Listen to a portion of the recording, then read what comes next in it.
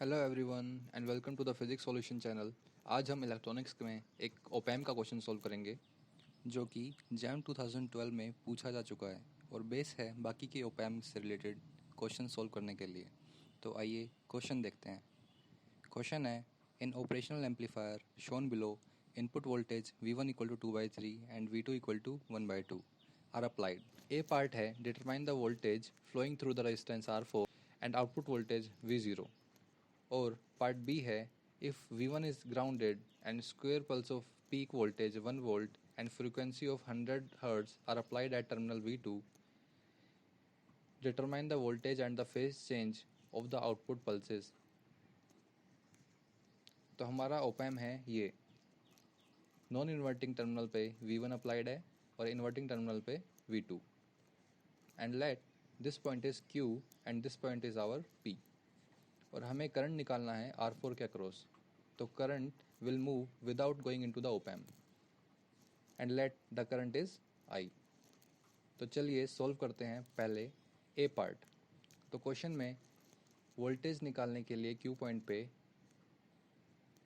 We will use voltage division rule which gives VQ equal to V1 into R3 divide by R1 plus R3। अब बस values put कर दीजिए, V1 equal to 2/3 and R1 equal to R3 equal to 50 kilo ohm. हमें मिल जाएगा VQ equal to 1/3 volt. और साथ ही में वर्चुअल ग्राउंड कॉन्सेप्ट यूज़ करेंगे जो कि कहता है ओपैम के दोनों टर्मिनल पे वोल्टेज सेम होना चाहिए।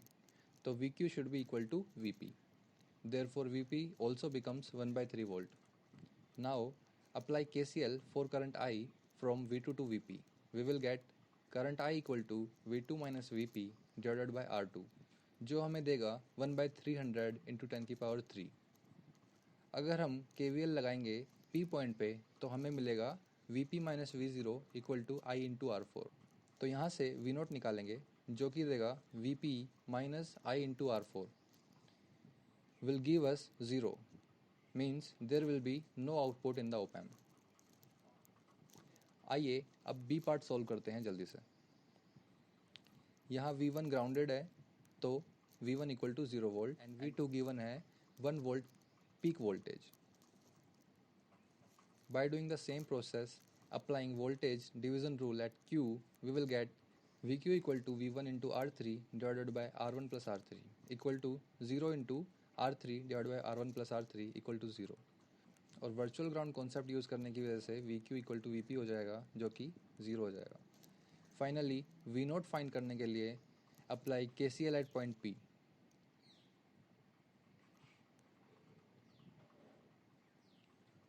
We get Vp minus V2 divided by R2 plus Vp minus V0 by R4 equal to 0।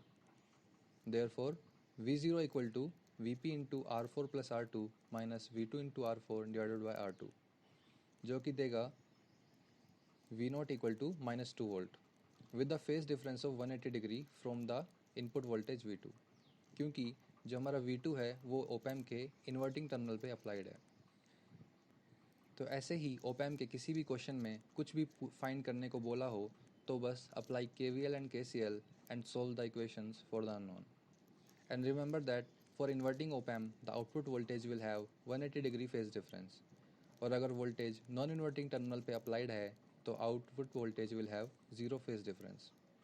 Thank you for watching. If you enjoyed the explanation and learned the concept of op-amp, then please give it a thumbs up on the end screen.